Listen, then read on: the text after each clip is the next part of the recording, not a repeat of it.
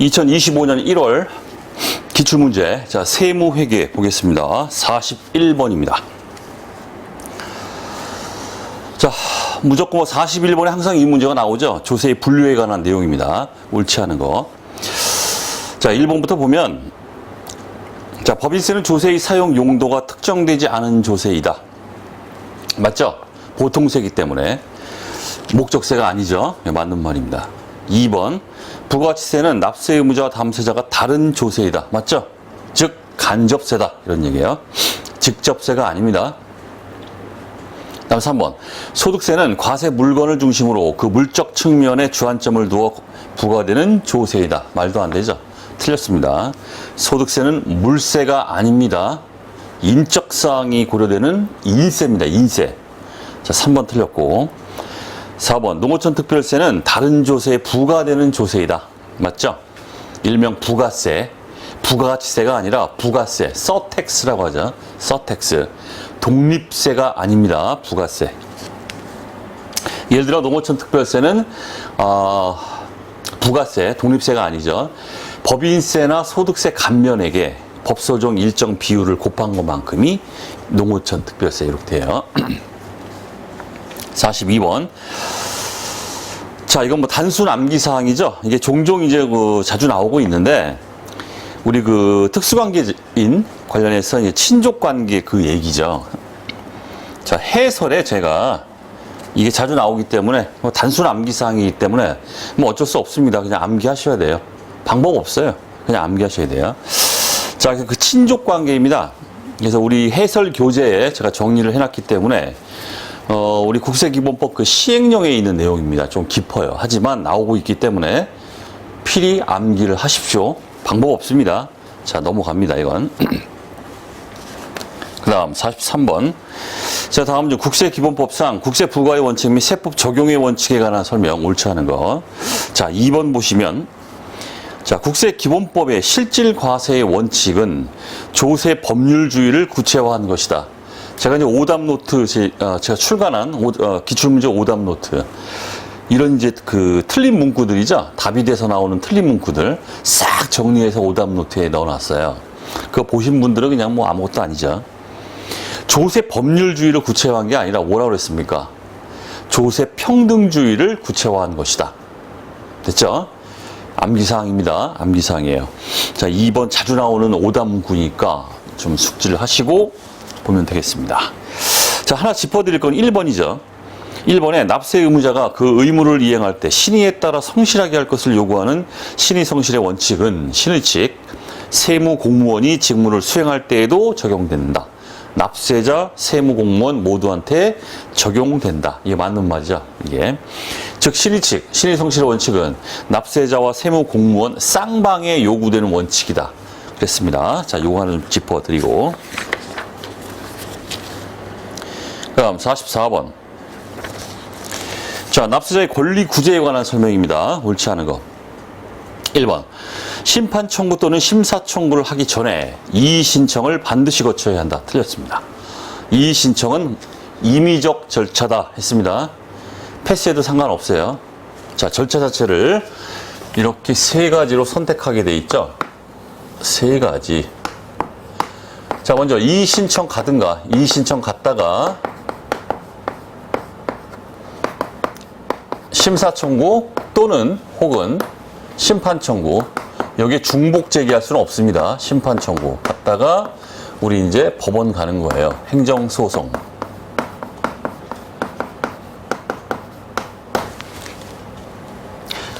그 다음에 이의 신청 없이 바로 그냥 심사 청구 또는 심판 청구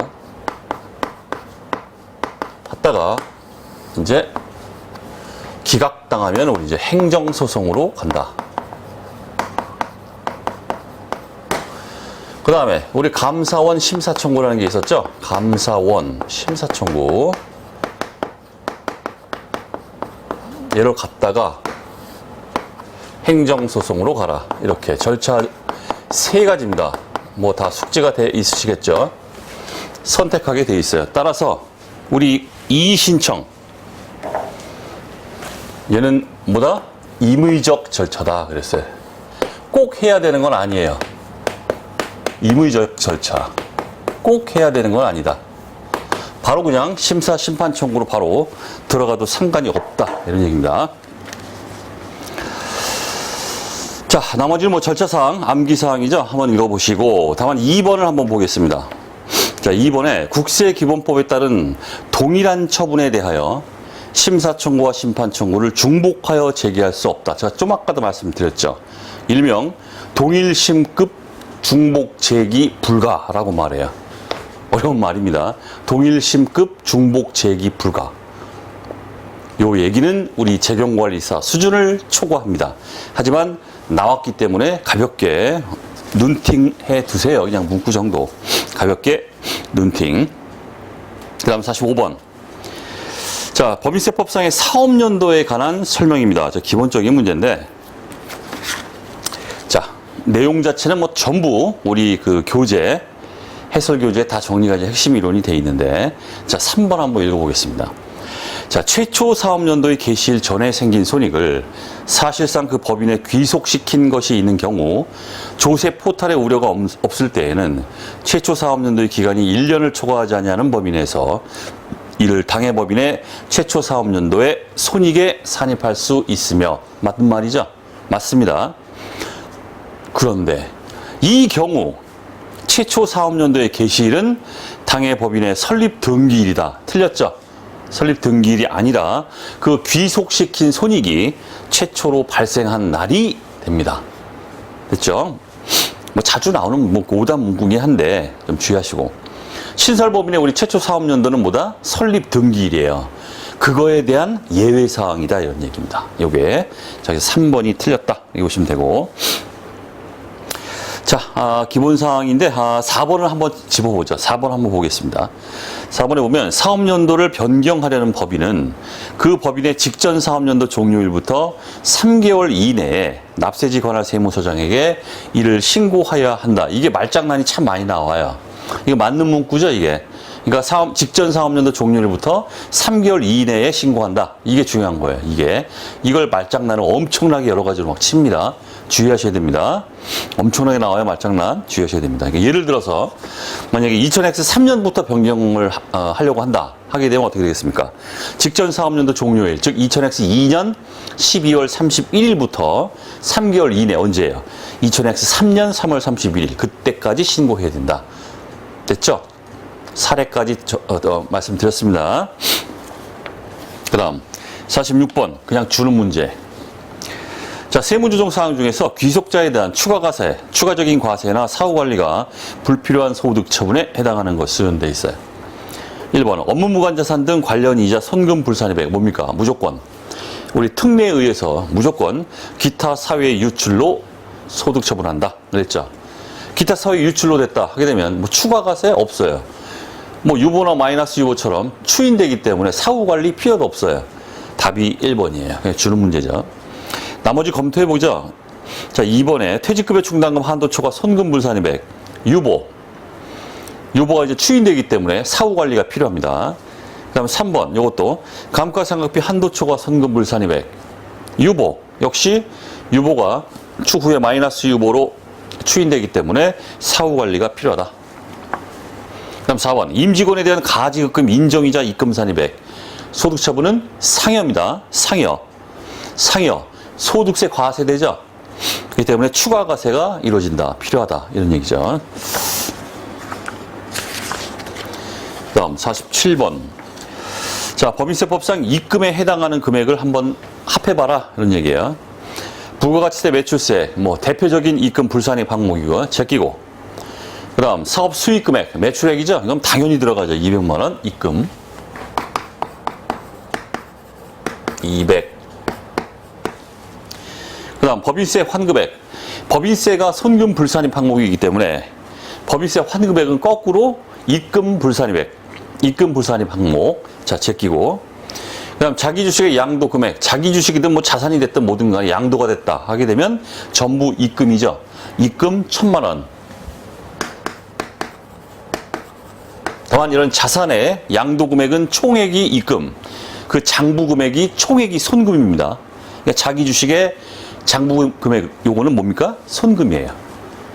그 다음, 특수관계인인 법인으로부터 저가로 매입한 유가증권 시가와 매입가액의 차익입니다.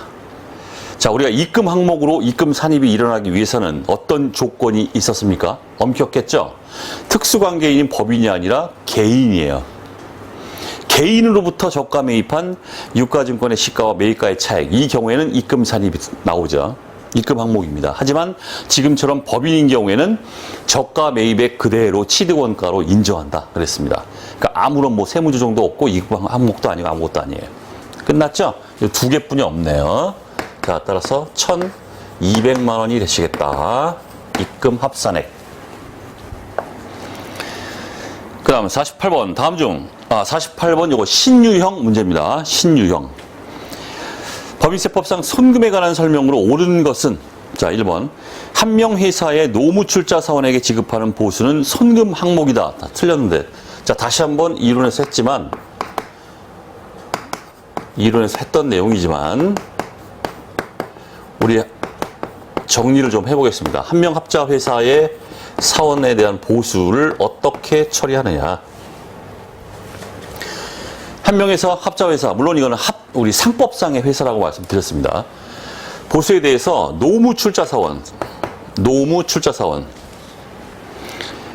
그 다음 현금 출자도 있죠? 현금 출자, 심지어 현물 출자,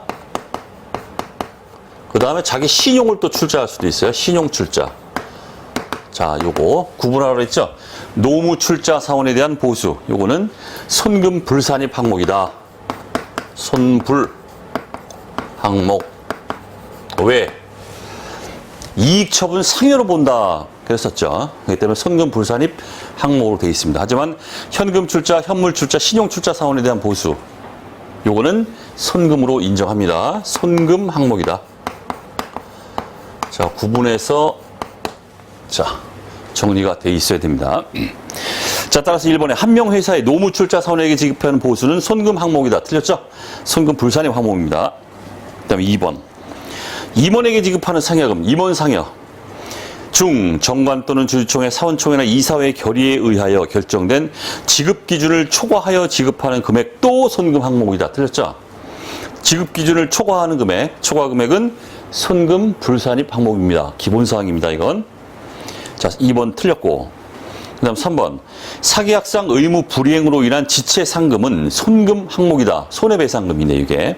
손금 항목이다. 맞는 말이에요. 자, 우리 기본 통칙이라고 있습니다. 기본 통칙 그러면 정말 어마어마하게 깊숙한 법률이에요. 우리 법령이라는 게 있고, 시행령이라는 게 있고, 시행규칙이 있고, 그 밑으로 가면 또 기본 통칙이라는 게 있어요. 그 기본 통칙에 나오는 규정입니다, 이게. 엄청 깊은 얘기죠. 나왔으니까 해야 돼요. 어쩔 수 없어요. 자, 우리 기본 통칙에 이게 손금 불산입 때에는 벌금이 아닌 것으로 규정되어 있습니다. 요게 지체상금이. 손금 불산입 대상 벌금이 아니다. 결국 추정을 하면 뭡니까? 손금이다. 이런 얘기예요. 맞습니까? 그래서 이게 맞는 말입니다. 맞는 말이에요. 자, 여기서 여러분들한테 팁 하나 드릴게요. 제가 세무사 회계사 강의할 때는 이걸 꼭 말씀드리는데, 우리 수업 목적상 무슨 연체금이니 지체상금이니 막 이런 말들이 나와요. 이게 그럴 경우에 이게 손금이냐 아니냐를 구분하는 방법은 뭐냐면, 일단 연체나 지체가 들어갔다. 연체, 지체, 해가지고 막 이게 나옵니다. 지체, 이 말이 들어갔다. 그러니까 수업 목적상 그렇습니다. 연체나 지체가 들어갔다. 이러면 손금이다. 이렇게 보시면 돼요. 우리 수업 목적상 손금 항목이다. 자, 그렇게만 생각하시고 접근하면 다 됩니다. 자, 우리 48번에 내가 정리도 해놨습니다. 그 48번에 우리 핵심 이론 쪽을 한번 보겠습니다. 48번 핵심 이론의 그 손금 항목 쪽에 밑으로 쭉 가다 보면은 거기 그 종합부동산세, 재산세 나오고 있죠? 그 밑에 보시면 지체상금, 지체자 들어갔죠? 연체금, 연체 들어갔죠? 연체 이자, 연체 들어갔죠? 그러니까 지체, 연체 이 얘기입니다.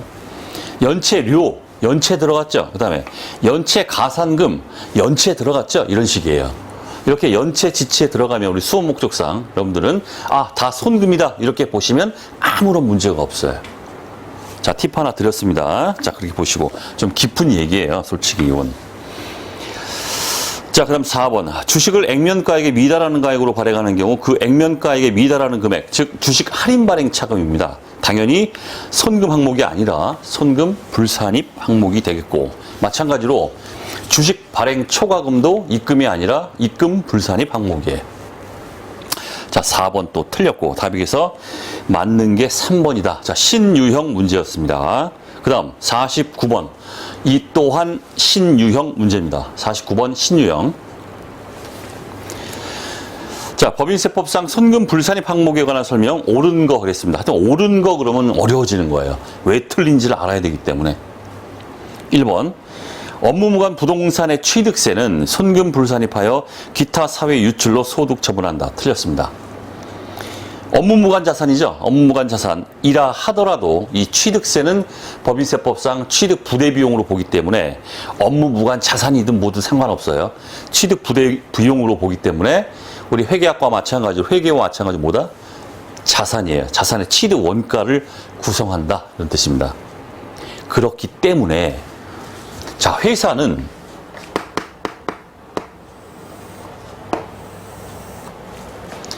회사는 뭐 비용 처리했다 이런 얘기예요. 취득세를 세금과 공과 뭐 이런 식으로 뭐 100원이다 해볼게요. 현금 나갔다 100원. 세법은 뭐다? 취득 원가이기 때문에 자산이다 이런 얘기예요. 자산 100, 현금 100. 자, 따라서 세무 조정이 나타난다. 자산인데 비용 잡았다. 자산 부채 차이가 나기 때문에 유보죠. 손금 불산입하고 100원, 자산 부채 차이 유보 이렇게 세무 조정이 나타난다. 그 얘기를 하고 있는 겁니다. 업무무관 자산이라 할지라도 상관없이 취득세는 취득 부대 비용으로 봐서 자산의 취득 원가를 구성한다. 법인세법의 입장이에요. 회사 비용 처리했다. 손금 불산입, 자산 부채 차이 유보하고 소득 처분이 나옵니다. 자, 따라서 1번. 손금 불산입하여 기타 사회 유출로 소득 처분한다 돼 있죠? 기타 사회 유출이 아니라 유보입니다. 자산 부채 차이 유보. 자, 주의하시고. 1번 틀렸습니다. 그 다음 2번. 업무무관 부동산의 감가상각비는 손금 불산입하여 유보로 소득 처분한다. 맞죠? 맞습니다. 업무무관 부동산, 업무무관 자산의 이 감가상각비는 뭐로 본다? 업무무관 자산의 우리 유지비용으로 봅니다. 그렇기 때문에 손금으로 인정할 수 없다. 그랬어요. 또 마찬가지로 해볼까요?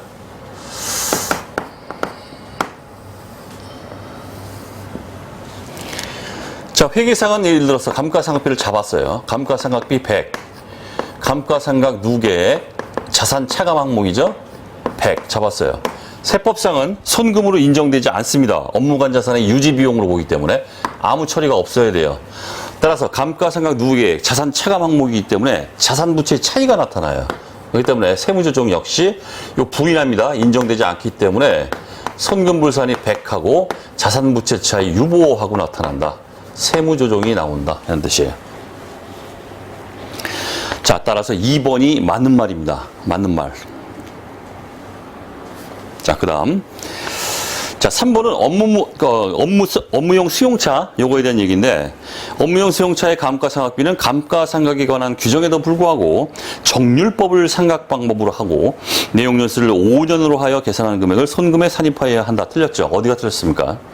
내용연수 5년으로 강제하는 거는 맞는 말인데, 정률법으로 상각하는 게 아니죠. 업무용 수용차, 요거에 대해서는 정액법을 강제하고 있습니다. 자, 3번 틀렸고. 그 다음 4번. 파손으로 인한 재고자산 차손, 평가 손실. 요거는 손금 불산입하여 유보로 소득 처분한다. 틀렸죠? 세무 조정 자체가 없죠? 이거는. 법인세법상 파손 부패로 인한 평가 손실은 손금으로 인정됩니다. 인정되기 때문에 세무 조정이 없습니다.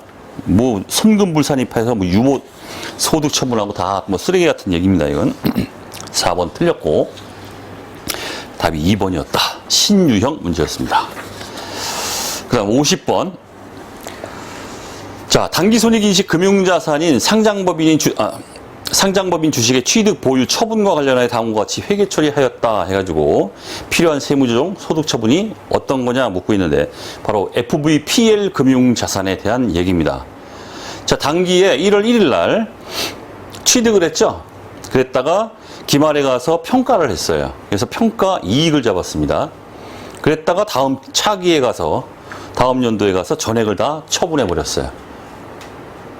요 얘기인데 고속철 풀이법이 들어가야 됩니다. 이 얘기가 뭐냐면, 자, 우리 FVPL 금융자산의 평가손익은 법인세법상 회계상으로는 당기손익으로 인정되지만 법인세법에서는 아예 개무시하죠. 인정 자체를 안 합니다. 그렇기 때문에 바로 세무조정이 나오죠. 당기에 이제 세무조정이 나옵니다. 평가 이익을 50만 원 당기손익 잡았어요. 부인당하죠? 입금 불산입 50만 원. 자산부채 차이 마이너스 유보. 딱 했다가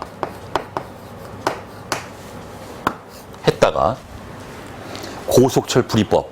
계속 말씀드리지만, 자, 이런 마이너스 유보 막 이런 것들이죠. 처분되는 시점에 얼마만큼? 처분 비율만큼 추인돼요.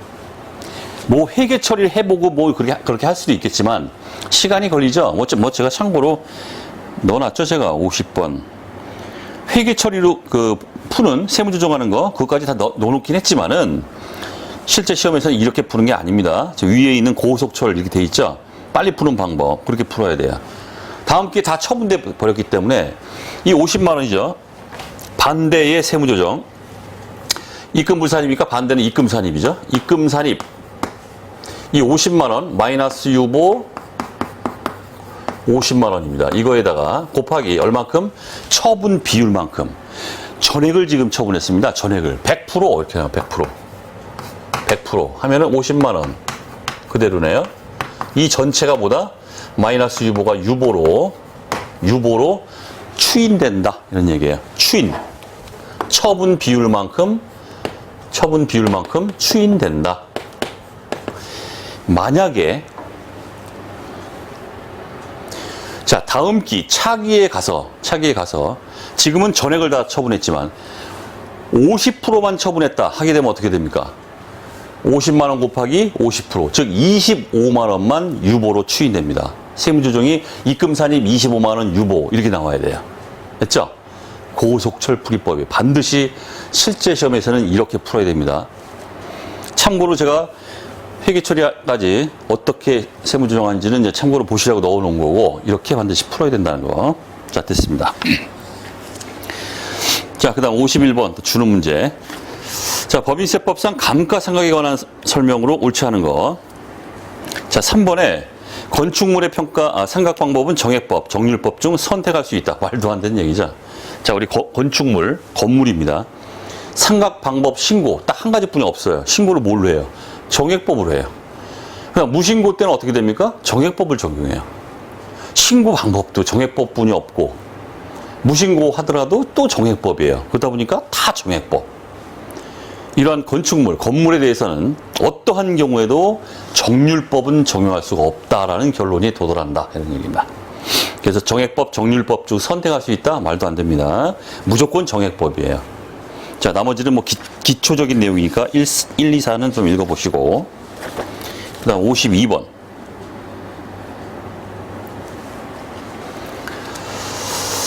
자, 7월 1일에 당기에 기계장치를 1억 원에 취득을 했어요. 즉시 사업에 사용했습니다.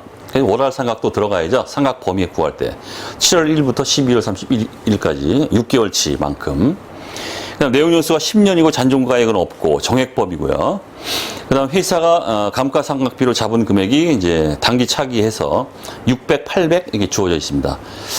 자, 단기 차기해서 올바른 세무 조정이 어떻게 되느냐? 기초적인 우리 상각과 관련된 얘기인데.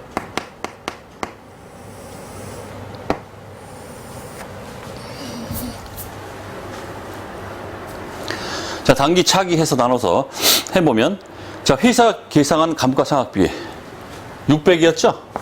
600, 이 800 각각 상각 범위액을 구해봅니다. 삼각 범위액 기계장치를 1억에 치르겠다. 1억 곱하기 이거 아니라 자 내용연수 10년 나누기 10년 해준 다음에 곱하기 7월 1일부터이기 때문에 12분의 6 반드시 잊지 말아야죠. 12분의 6 해주면 500.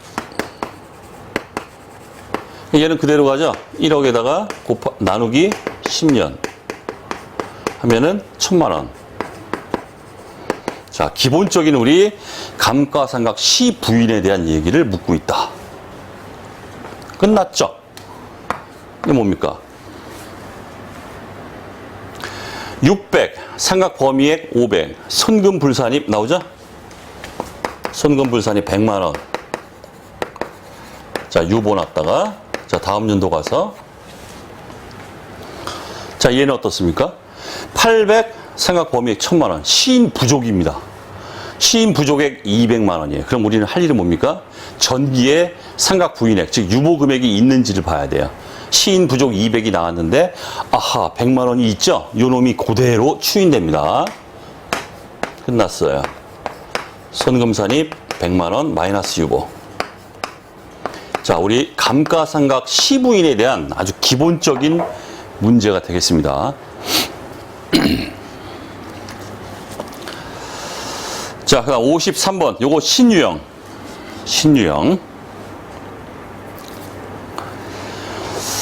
자, 주 3일은 특수관계인인 재단법인 좋은일하기운동본부에게 현물 장부가 1억 원, 시가 5천만 원 기부했습니다. 현물 기부금이 나타났어요. 자, 그럼 우리의 핵심은 뭡니까?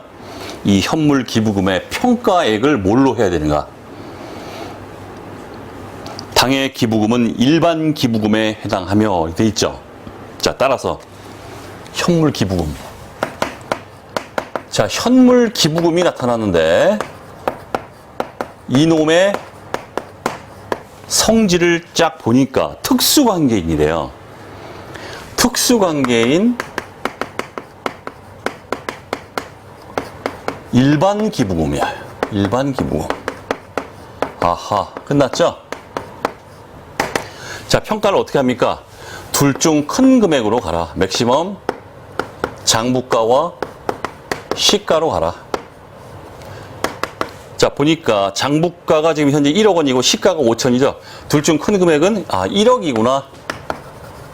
평가에 끝났습니다. 이게 만약에 특수관계인 일반 기부금이 아니라 일반적인 통상적인 일반 기부금일 경우에는 어떻습니까? 평가액이 장부가액으로 갑니다. 다 암기가 돼 있었죠. 제가 해설 교재에 다 정리가 돼 있지만은 이렇게 해서 평가액을 먼저 해 주신 다음에, 자, 회사의 기준소득 금액은 10억 원이고 2월 결손금 8억 원이고 쭉 나오고 있습니다. 기부금의 한도 초과액이 얼마냐 돼 있습니다. 자, 평가 금액이 1억이죠. 자, 따라서 1억에서 마이너스 일반 기부금의 한도를 차감해 주면 돼요. 일반 기부금 한도 기준소득 금액 10억 마이너스 2월 결손금 8억이었죠? 8억. 그다음 마이너스 특례 기부금 손금 용인액. 특례 기부금 얘기가 없습니다. 아예. 빵원 곱하기 10%. 요게 일반 기부금의 한도가 되겠죠. 자, 그래서 1억에서 빼주시면 한도 초과액 8천 이게 나옵니다. 게임 오버. 자, 요렇게. 자, 그 다음 54번. 자, 기업 업무 추진비 그 보조 원장이 나오고 있습니다. 자, 세무조정으로 옳은 걸 한번 골라봐라. 이렇게 되어 있습니다. 그런데 법인세법상 기업 업무 추진비 한도액은 2천만 원이다. 또 주어지고 있습니다. 할 게 없네요. 한도까지 다 했습니다.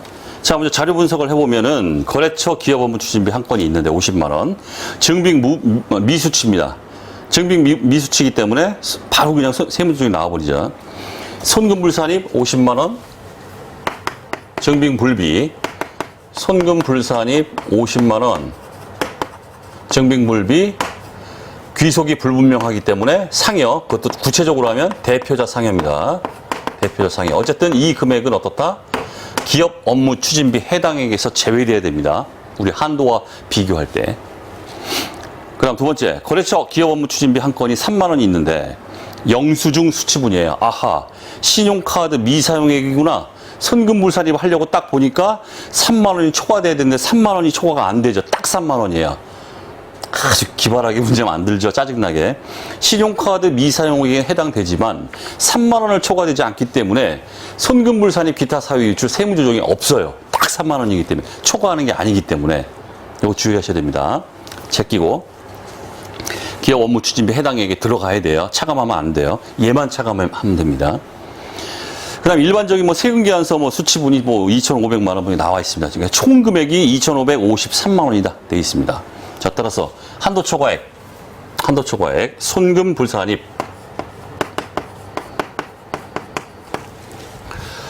자, 해당액 자체는 총 금액이 2,553만 원인데 여기서 요 금액 빼야죠. 50만 원 빼고 요게 바로 기업 업무 추진비 해당액이에요. 여기서 한도를 차감하면 한도 초과액이 되겠죠. 마이너스. 한도는 주어져 있습니다. 2천만 원 하고 주어져 있어요. 하니까 한도 초과액이 5030, 자 000. 소득처분 뭡니까? 무조건 기타 사회 유출. 기유라고 저는 쓰죠. 기타 사회 유출. 아이고. 자, 답이 3번이 되겠죠? 3번에 선금불산입 증빙부비 50만 원. 요거 대표자 상여.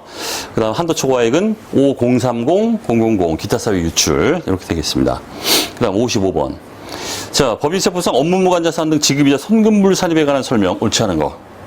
자, 2번 보시면 업무무관자산 등 지급이자 선금불산입 계산 시 지급이자는 선순위로 선금불산입된 금액을 제외하지만 선순위로 선금불산입된 지급이자 관련 차입금은 차입금 적수 계산 시 제외하지 않는다. 똑같이 동일하게 제외합니다. 그죠?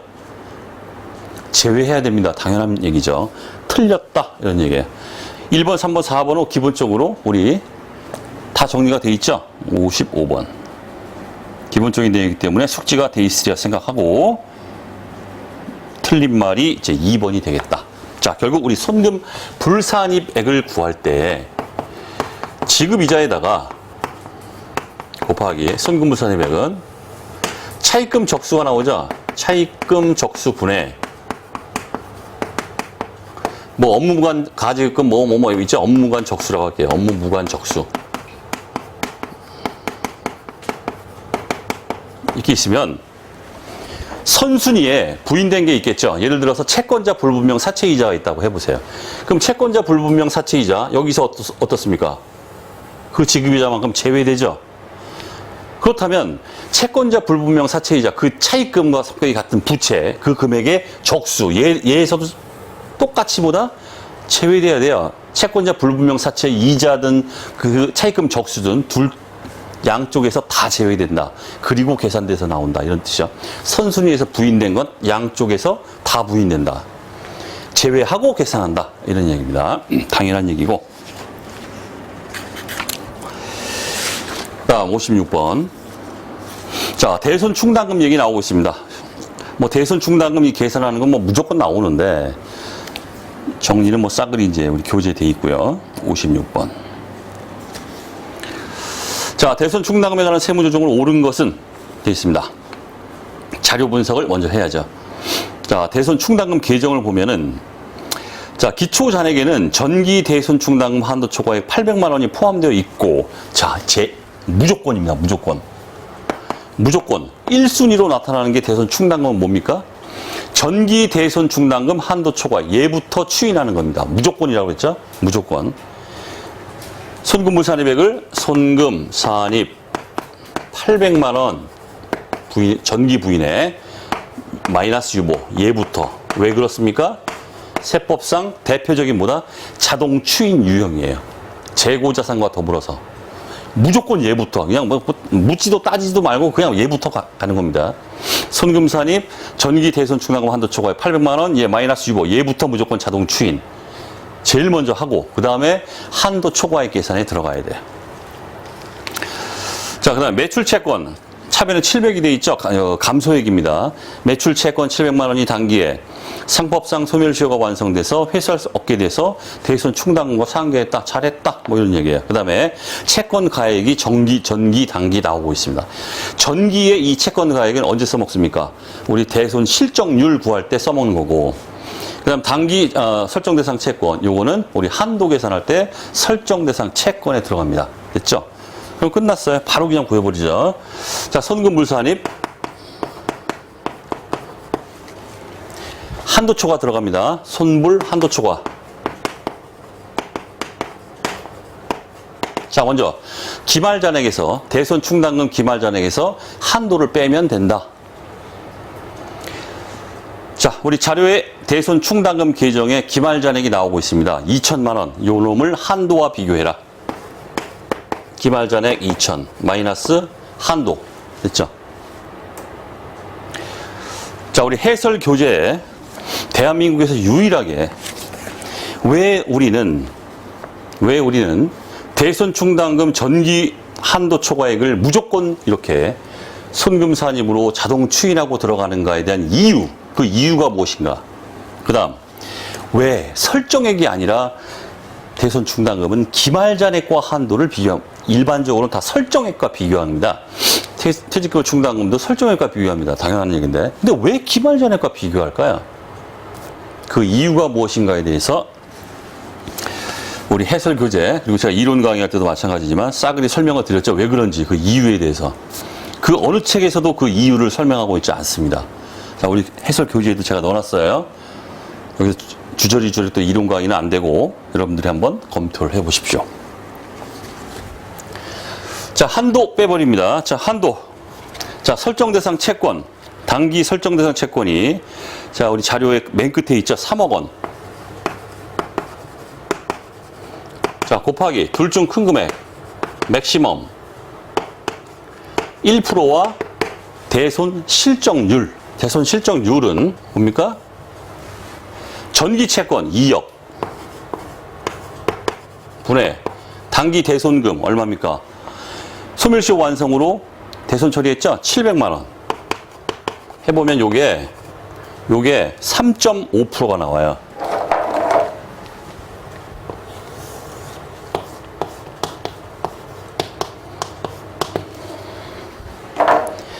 둘 중 큰 금액이기 때문에 3.5%를 3억에 때려버리면 한도다. 기말잔액 2천과 비교를 하면 950만 원 나옵니다. 게임 오버. 하고 당연히 유보죠. 유보. 소득처분 유보. 자, 그래서 답이 4번이 되겠네요. 4번. 그 다음 57번. 자, 다음 중 준비금 및 충당금에 관한 설명으로 옳은 것은, 자, 출제 오류가 났죠? 자, 거기에 준비금 및 충당금에 관한 설명이 아니라 준비금에 관한 설명으로 고쳐주세요. 그러니까 충당금이란 말을 빼주세요. 충당금 삭제. 그러니까 및 충당금 삭제. 및 충당금 삭제. 아, 이런 출제 오류를 낸다는 건 검토가 좀 덜 돼서 그래요. 지금 준비금 얘기하면서 갑자기 충당금 얘기가 왜 나옵니까, 여기? 자, 및 충당금 삭제. 자, 옳은 거래요. 또 옳은 거 그러래요. 자, 1번. 해약 환급금 준비금은 증권회사가 설정 대상이 아니라 보험업 영위법인이에요. 57번. 우리 핵심 이론을 먼저 눈팅을 한번 해보십시오. 57번에 준비금의 의의와 종류해서 딱 정리가 되어 있는데 이거 하나로 끝이에요. 준비금에 관한 모든 문제는 다 이걸로 끝나요. 이게 반드시 숙지가 되어 있어야 됩니다. 어떤 식으로 준비금 문제를 내더라도 이 핵심 이론을 벗어나지 않습니다. 반드시 숙지가 됩니다. 모든 문제를 해결할 수 있어요.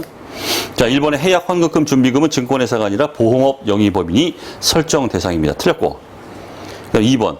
고유목적 사업 준비금은 세무조정에 의하여 손금에 산입할 수 없다. 틀렸죠. 우리 잉여금 처분 신고 조정 가능 대상입니다.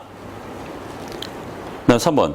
준비금은 손금에 산입한 후 환입하거나 비용과 상기하기 때문에 손금에 산입하는 사업연도에는 조세 부담을 경감시키고 환입하거나 상기하는 연도에는 조세 부담을 증가시키게 된다. 따라서 이걸 뭐라고 그랬습니까? 조세 이연 효과다 그랬죠? 조세를 감소시키는 게 아닙니다.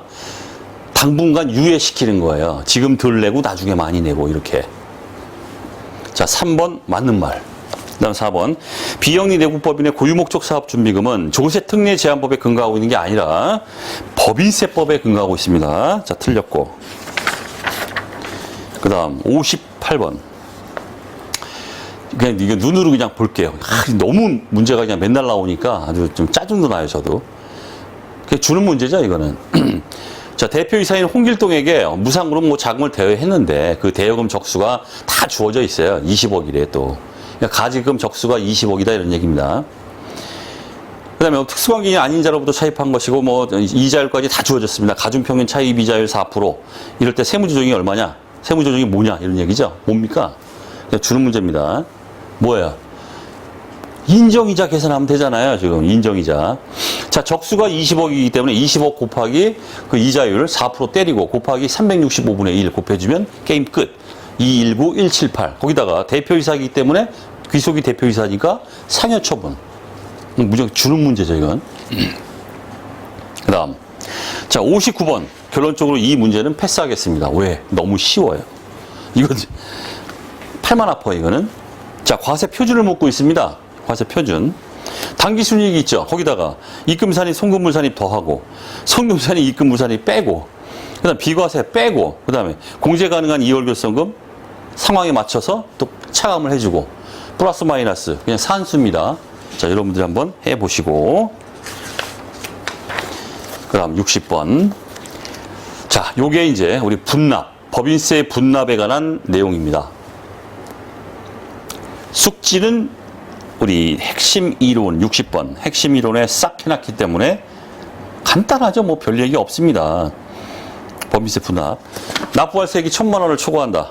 그럴 경우에 납부 기한이 지난 날부터 납부 기한은 3월 31일이죠. 지난 날부터 일반적으로는 1개월 이내 분납. 중소기업은 뭐다? 한 달 늘어나죠. 2개월 내에 분납 가능하다. 그 다음에 분납액을 산정함에 있어서 분납 가능 금액은 구분이 되죠. 세액이 2천만 원 이하인 경우에는 1,000만 원을 초과하는 금액. 그 다음에 세액이 2천만 원을 초과하는 경우에는 그 세액의 50% 이하의 금액을 분납할 수 있다. 자, 이게 끝이에요. 분납에 관한 얘기. 이게 끝이에요. 이걸로 문제를 만들어낸 게 분납 기한이 언제냐, 최대 분납 가능 금액이 얼마이냐. 세무사 기출문제에 한번 나왔는데 그때 나오고 나서 계속 나오고 있어요. 딴 데. 자, 이 우리 문제의 핵심 바로 중소기업입니다. 중소기업이기 때문에 1개월이 아니라 2개월 내에 분납한다. 이게 핵심이다 이런 얘기입니다. 2개월 내. 따라서 분납 기한이 언제입니까? 납부 기한이 3월 31일부터 2개월 내기 때문에 5월 31일입니다. 5월 31일. 분납 기한 나왔죠? 그 다음 분납 가능 금액. 지금 납부세액이 5천만 원이죠. 50% 이하 금액. 그러니까 2천만 원을 초과하기 때문에 50% 이하 금액이 분납 가능한데 최대 분납 가능액이라고 했기 때문에 최대는 얼마? 50% 가능하다는 얘기예요. 50%. 그래서 5천만 원의 50%인 2,500만 원을 분납할 수 있다. 끝. 답이 4번이에요. 자, 따라서 결론적으로 말씀드리면 3월 31일까지 2,500만 원 내고 5월 31일까지 2,500만 원 낸다. 이 결론입니다. 자, 됐습니다. 자, 이번 시간은 60번까지 해설을 하도록 하겠습니다. 다음 시간에 또 강의를 이어가도록 하겠습니다. 수고하셨습니다.